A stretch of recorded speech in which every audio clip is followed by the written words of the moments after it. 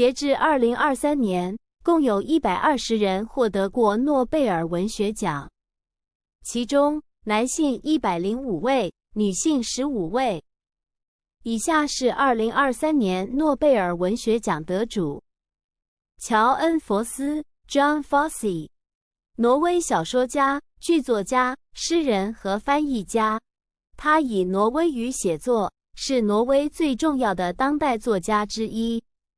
他的作品以其对人类境况的深刻探索和对挪威语言的精湛运用而闻名。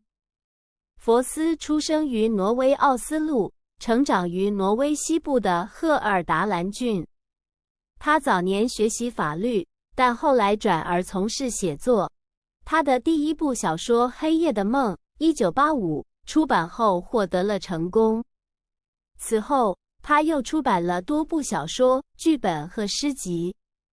佛斯的代表作包括小说《阿尔奈尔和朱丽叶》1995、塔姆塔姆1997、安徒生2005和悠悠岁月2014，剧本冷水1994、海浪1998和少女2012，以及诗集石头1991和天空1997。佛斯的作品被翻译成多种语言，并获得了多项国际奖项。他于2023年获得诺贝尔文学奖，以表彰其对挪威文学的丰富贡献。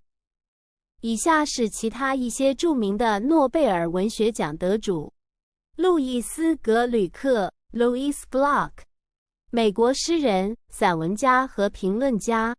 他于2020年获得诺贝尔文学奖，以表彰其对人类存在的深刻洞察和对艺术语言的精湛运用。奥尔加·朵卡丘 （Olga Tokarczuk），波兰作家、翻译家和心理学家。他于2018年获得诺贝尔文学奖，以表彰其叙事想象力，在广阔的背景下呈现出人